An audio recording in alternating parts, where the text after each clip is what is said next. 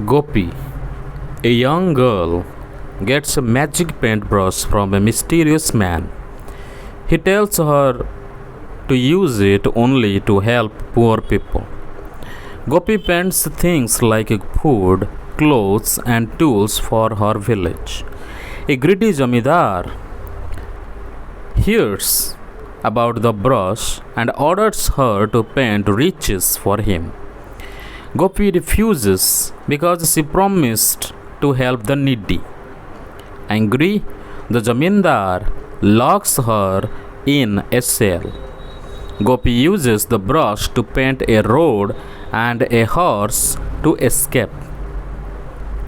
Then she paints a wide river to stop the Jamindar and his men from chasing her. She threatens to paint a beast, scaring them away in the end.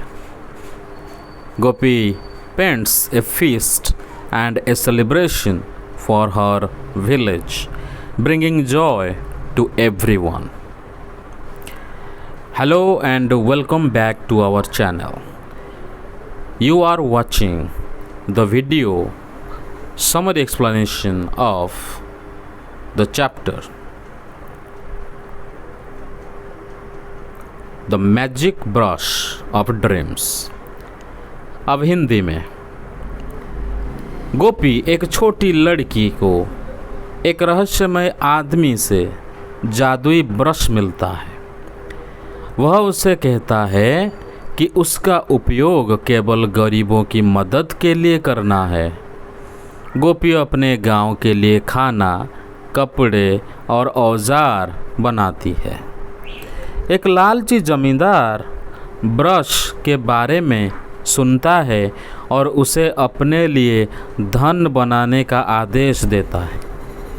गोपी मना कर देती है क्योंकि उसने गरीबों की मदद का वादा किया था। गुस्से में जमींदार उसे जेल में बंद कर देता है। गोपी ब्रश से एक रास्ता और घोड़ा बनाकर भाग निकलती है। फिर वह एक चौड़ी नदी बनाती है ताकि जमींदार और उसके आदमी उसका पीछा न कर सकें। वह एक जानवर बनाने की धमकी देती है जिससे वे डरकर भाग जाते हैं। अंत में गोपी गांव के लिए दावत और उत्सव बनाती है जिससे सभी खुश होते हैं। एबे ओडिया रे बुझिबा। गोपी एक छोट झियो जड़े रहस्यमय व्यक्ति ठारू एक जादूकरी तुली पाई थाए। से तांको कुहे जे एहा केवल गरीबों पाई व्यवहार करने। गोपी तांको गाँ पाई खाद्य, पोशाक एवं जंत्र अंकन करे। जड़े लोभी जमींदार तुली विषय शुणी तांको धन संपद अंकन करने को आदेश दिए। गोपी मना कर दिए कारण से अभावी माननकु साहाय्य करने को शपथ करिछि। क्रोधित होई जमींदार तांको कारागार रे बंद कर दिए। गोपी तुली व्यवहार करी एक रास्ता और घोड़ा अंकन करी सेठारू पलाई जाए। से एक विशाल नदी अंकन करे जहाँ जमींदार और तांको लोकंकु पीछा करिबारु अटकाए।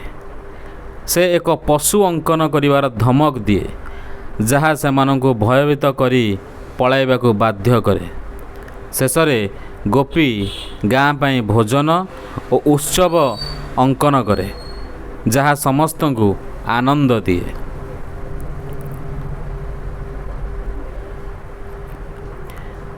The poem The Magic Brush of Dreams is a folk tale about a young girl named Gopi who lives in a village. At the start, Gopi is asked to collect wild beans, rice, and mangoes to bring something nice home. Instead of doing these tasks, she sits under a banyan tree, drawing pictures in the sand with a twig. The wind blows her drawings away, but then a mysterious man sitting on a stone gives her a magical paintbrush. He tells her to keep it a secret and use it only to help poor people, not the wealthy. Gopi returns home and uses the magic brush to paint a bowl of khichdi, a dish made of rice and lentils. When the paint dries, the khichdi becomes real, surprising the villagers. Young and old gather at her house to see the magic brush in action. Gopi uses the brush to create useful things for the poor, a muffler for a farmer to keep warm, a plough for another farmer to work the fields, a shawl for a grandmother, and a fan for a young girl to stay cool. Her kind acts make her famous, and the news spreads through forests, fields, and plains. A greedy zamindar, a powerful landlord, hears about the magic brush and demands that Gopi paint a grand fortress, treasures, jewels, and riches for him so he can rule the land. Gopi respectfully refuses, saying she promised to use the brush only for the needy. This angers the Jamindar, who roars, stamps his foot, and orders his men to seize the brush and lock Gopi in a prison cell with cold mud floor. The Jamindar later returns holding the brush and demands again that she paint gold, rubies, and emeralds to free her. That night, while Jamindar dreams of his riches, Gopi cleverly uses the brush to paint a winding road and a strong, bold horse. The road leads out to the prison, and Gopi rides the horse, galloping through fields and villages to escape. The villagers joyfully welcome her back, but the Jamindar's men chase her. To stop them, Gopi paints a wide, deep river with fast currents that the Jamindar and his men can't cross. She then threatens to paint a fierce beast to chase them. Frightened, the Jamindar and his men flee, promising to leave her alone. In the end, Gopi returns to her village and uses the magic brush to create a grand feast with sweets and tea, a bright courtyard, a band to play music, and songs of victory. The village celebrates her bravery and kindness. The Gopi's actions show the power of helping others and standing up to greed. The poem teaches lessons about kindness, courage, justice, and the importance of community. अब हिंदी में कविता the magic brush of dreams एक लोक कथा है जो गोपी नाम की एक छोटी लड़की की कहानी बताती है जो एक गांव में रहती है।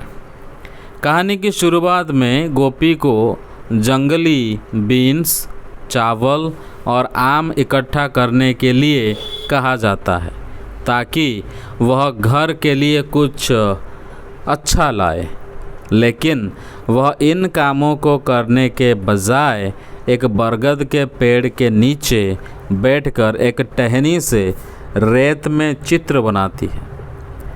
हवा उसके चित्रों को उड़ा देती है, लेकिन तभी एक रहस्यमय आदमी जो एक पत्थर पर बैठा था उसे एक जादुई ब्रश देता है। वह उसे कहता है कि इस ब्रश को गुप्त रखें और इसका उपयोग केवल गरीबों की मदद के लिए करे, न कि अमीरों के लिए। गोपी घर लौटती है और जादुई ब्रश से खिचड़ी का एक कटोरा बनाती है, जो चावल और दाल से बना एक व्यंजन है। अब रंग सूखता है जब रंग सूखता है, खिचड़ी असली हो जाती है, जिससे गांव वाले आश्चर्यचकित हो जाते हैं। बच्चे और बूढ़े सभी इसके घर पर जादुई ब्रश देखने के लिए इकट्ठा होते हैं। गोपी ब्रश का उपयोग गरीबों के लिए उपयोगी चीज़ें बनाने में करती है।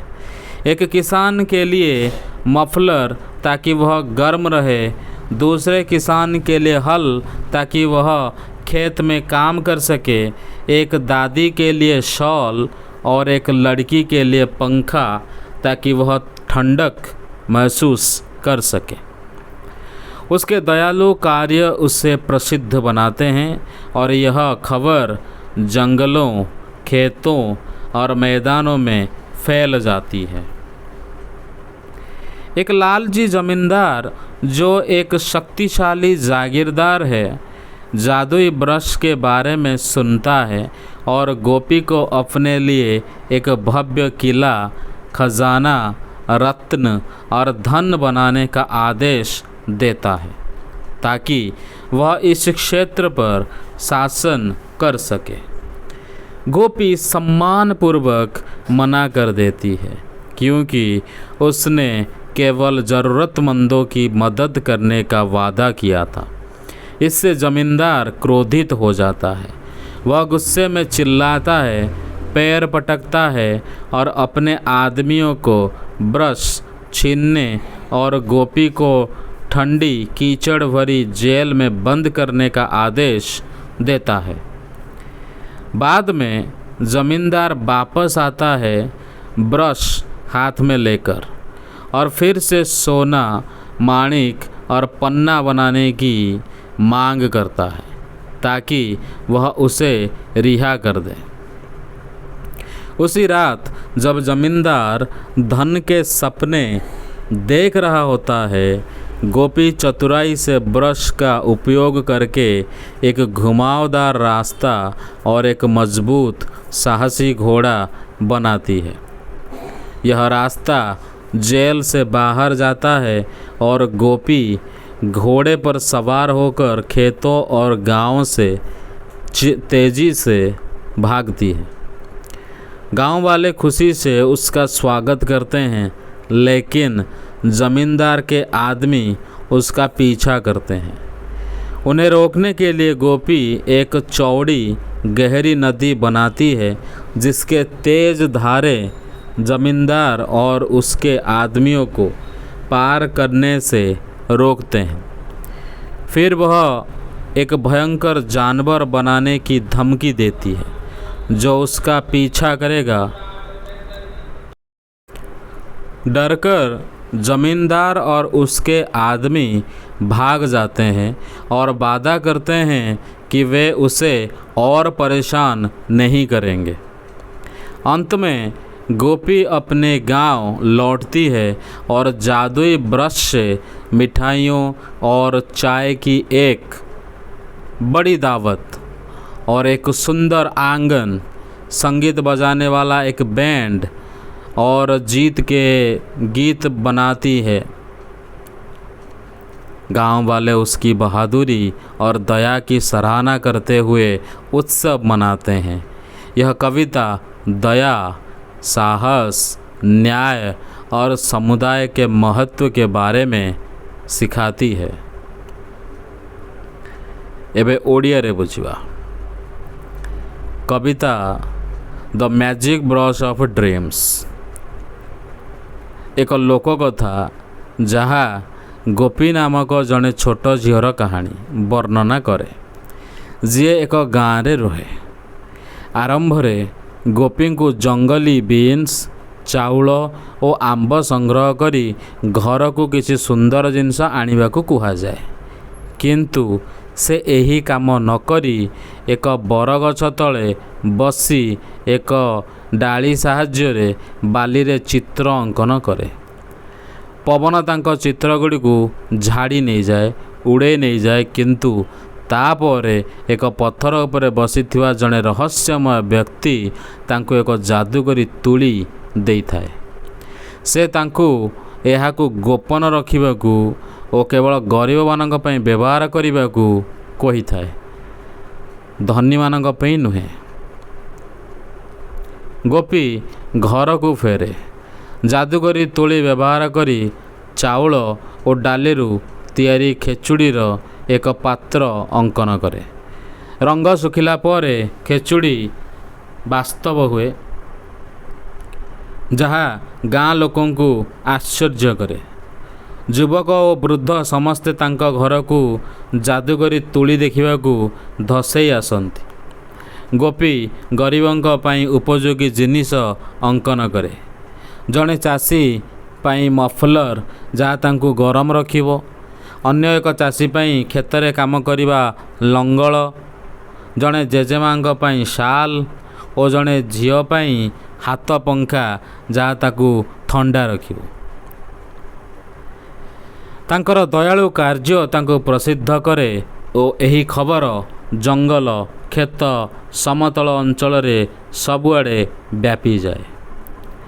ଜଣେ ଲୋଭୀ ଜମିଦାର, ଯିଏ ଜଣେ ଶକ୍ତିଶାଳୀ ଜାଗିରଦାର, ଯାଦୁକରୀ ତୁଳି ବିଷୟରେ ଶୁଣେ ଓ ଗୋପୀଙ୍କୁ ତାଙ୍କ ପାଇଁ ଏକ ଭବ୍ୟ ଦୁର୍ଗ, ଧନ ସମ୍ପଦ, ରତ୍ନ ଓ ଅନ୍ୟ ଧନ ଅଙ୍କନ କରିବାକୁ ଆଦେଶ ଦିଏ, ଯାହାଦ୍ୱାରା ସେ ଏହି ଅଞ୍ଚଳରେ ଶାସନ କରିପାରିବ। ଗୋପୀ ସମ୍ମାନଜନକ ଭାବେ ମନା କରେ, କାରଣ ସେ କେବଳ ଅଭାବୀଙ୍କୁ ସାହାଯ୍ୟ କରିବାକୁ ଶପଥ କରିଛି। ଏହି ଜମିଦାରଙ୍କୁ କ୍ରୋଧିତ କରେ। ସେ ଗର୍ଜନ କରେ, ପାଦ ବାଢ଼ାଏ ଓ ତାଙ୍କ ଲୋକଙ୍କୁ ତୁଳି ଛଡ଼ାଇ ନେଇ ଗୋପୀଙ୍କୁ ଏକ ଥଣ୍ଡା, କାଦୁଅ ଚଟାଣ ବିଶିଷ୍ଟ କାରାଗାରରେ ବନ୍ଦ କରିବାକୁ ଆଦେଶ ଦିଏ। ପରେ ଜମିଦାର ଫେରିଆସେ, ତୁଳି ହାତରେ ଧରି, ଏବଂ ପୁଣି ସୁନା, ମାଣିକ, ପାନ୍ନା ଅଙ୍କନ କରିବାକୁ ଦାବି କରେ, ଯାହାଦ୍ୱାରା ସେ ତାଙ୍କୁ ମୁକ୍ତ କରିବ। ସେହି ରାତିରେ ଜମିଦାର ଧନର ସ୍ୱପ୍ନ ଦେଖୁଥିବା ବେଳେ ଗୋପୀ ଚତୁରତାର ସହ ତୁଳି ବ୍ୟବହାର କରି ଏକ ଘୁରନ୍ତି ରାସ୍ତା ଓ ଏକ ଶକ୍ତିଶାଳୀ ସାହସୀ ଘୋଡ଼ା ଅଙ୍କନ କରେ। ରାସ୍ତାଟି କାରାଗାରରୁ ବାହାରକୁ ନେଇଯାଏ ଓ ଗୋପୀ ଘୋଡ଼ା ଉପରେ ଚଢ଼ି କ୍ଷେତ ଓ ଅନେକ ଗାଁ ମଧ୍ୟ ଦେଇ ଦୌଡ଼େ। ଗାଁ ଲୋକେ ଆନନ୍ଦରେ ତାଙ୍କୁ ସ୍ୱାଗତ କରନ୍ତି, କିନ୍ତୁ ଜମିଦାରଙ୍କ ଲୋକେ ତାଙ୍କୁ ପିଛା କରନ୍ତି। ସେମାନଙ୍କୁ ଅଟକାଇବା ପାଇଁ ଗୋପୀ ଏକ ବିଶାଳ ଗଭୀର ନଦୀ ଅଙ୍କନ କରେ, ଯାହାର ତୀବ୍ର ସ୍ରୋତ ଜମିଦାର ଓ ତାଙ୍କ ଲୋକଙ୍କୁ ପାର ହେବାରୁ ରୋକିଥାଏ।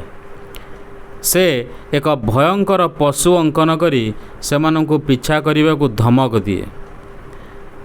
ଭୟଭୀତ ହୋଇ ଜମିଦାର ଓ ତାଙ୍କ ଲୋକେ ପଳାନ୍ତି ଓ ତାଙ୍କୁ ଆଉ ବିରକ୍ତ ନ କରିବାକୁ ପ୍ରତିଶ୍ରୁତି ଦିଅନ୍ତି। ଶେଷରେ ଗୋପୀ ତାଙ୍କ ଗାଁକୁ ଫେରେ ଓ ଯାଦୁକରୀ ତୁଳି ବ୍ୟବହାର କରି ମିଠା ଓ ଚା'ର ଏକ ବଡ଼ ଭୋଜନ, ଏକ ଉଜ୍ଜ୍ୱଳ ଅଙ୍ଗଣା, ସଙ୍ଗୀତ ବଜାଇବା ପାଇଁ ଏକ ବ୍ୟାଣ୍ଡ ଓ ବିଜୟର ଗୀତ ଅଙ୍କନ କରେ।